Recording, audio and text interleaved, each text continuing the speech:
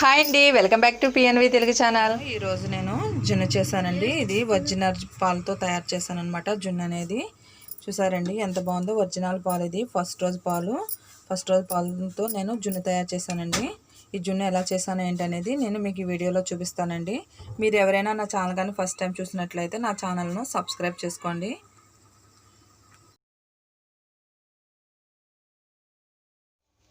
Original జున్ను తయారు చేయడానికి కావాల్సిన పదార్థాలు చూద్దామండి. ఫస్ట్ ఒరిజినల్ జున్ను పాలండి. ఇవి పావు లీటర్ తీసుకున్నాను. ఫస్ట్ రోజు గేదె ఈనిందనమాట.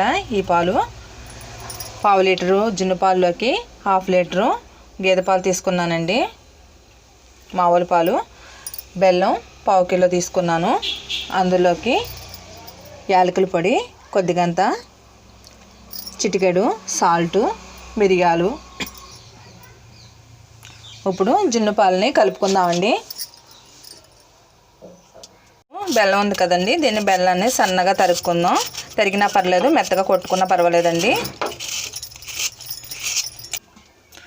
బెల్లం సన్నగా తరిగేసుకున్నానండి. ఇప్పుడు దీన్ని ఒక గిన్నెలో వేసుకుందాం. ఫస్ట్ గిన్నెలో వేసుకున్నాక కొద్దిగంత వాటర్ పోసుకొని మొత్తం కరిగే వరకు కొంచెం తిప్పుకుందామండి. ఇలా అయితే బెల్లం ఇలాగా నీళ్ళలో వేసుకుని ఇలా కరిగించుకుంటే త్వరగా కరిగిపోద్దండి. ఇలా కరిగించుకోవడం వల్ల మనకి ఇందులో ఏదైనా తుక్కునే ఉన్నా మనం వడకట్టేసుకోవచ్చు అనమాట. అందుకని ఇందులో వేసి ఇలా తిప్పుతున్నాను. వాటర్ కొద్దిగా పోసుకున్నా ఏం కదండి, ఎందుకంటే మనం ఫస్ట్ రోజు పాలు తీసుకున్నాం కదా. ఫస్ట్ రోజు పాలు చాలా గట్టిగా ఉంటుంది అనమాట జున్ను అనేది. అందుకని చెప్పేసి వాటర్ కూడా కొద్దిగా పోసాను అనమాట. మొత్తం బెల్లం అంతా కరిగిపోయిందండి. ఇప్పుడు దీన్ని వడపోసుకుందామండి.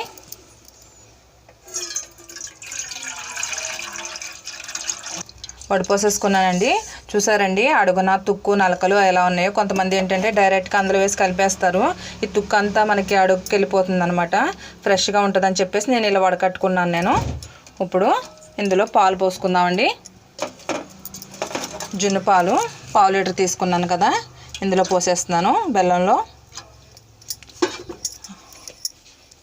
ఇవి హాఫ్ లీటరు గేదె పాలండి, ఒరిజినల్ గేదె పాలు అనమాట. హాఫ్ లీటర్ తీసుకున్నాను ఇందులోకి.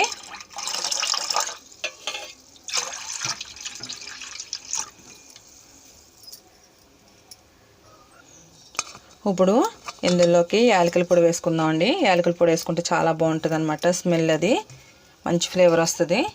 ఈ మిరియాలు సాల్ట్ అనేది మనకి వాతం అనేది లేకుండా, నిప్పులేవి లేకుండా ఉంటాయి అన్నమాట. ఇది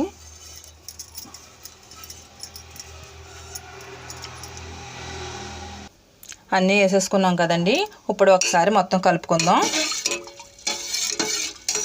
మొత్తం కలుపుకున్నాక ఇప్పుడు ఒక గిన్నె తీసుకుందాం అండి.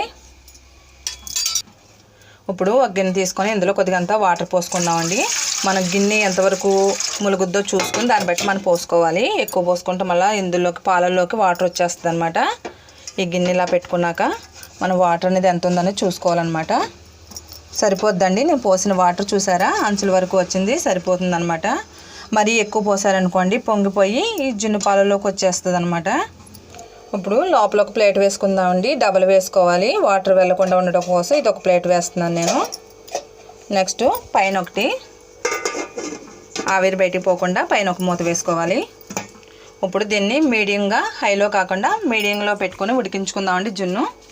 జున్ను ఉడికిందో లేదో చూద్దామండి. మూత తీసి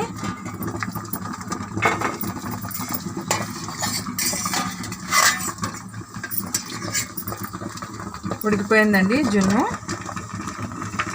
చూసారా మనకి పాలని అంటట్లేదు అనమాట, ఉడికిపోయింది. దీన్ని ఇప్పుడు చల్లారనివ్వాలండి. కొద్దిసేపు చల్లారిన తర్వాత అయితే జున్ను అనేది గట్టి పడుద్ది అనమాట. స్టవ్ కట్టేసి చల్లారనిద్దాం.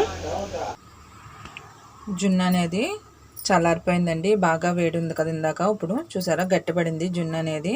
ఈ జున్ను అనేది మనకి బాగా వేడి మీద ఉన్నప్పుడు అంత టేస్ట్ అనిపించదండి, చల్లారే కొద్దీ టేస్ట్ అనిపిస్తుంది. ఇప్పుడు చల్లారిన తర్వాత గట్టిపడింది. దీన్ని ఒక గిన్నెలోకి తీసుకుందామండి. ఇప్పుడు ఈ జున్నుని చిన్న చిన్న ముక్కలుగా తీసుకుని ఒక బౌల్లో వేసుకుందామండి. చూసారా ఎంత బాగుందో, చక్కగా వచ్చింది జున్ను అనేది. ఇప్పుడు ఈ బౌల్లో వేసుకుంటున్నాను నేను.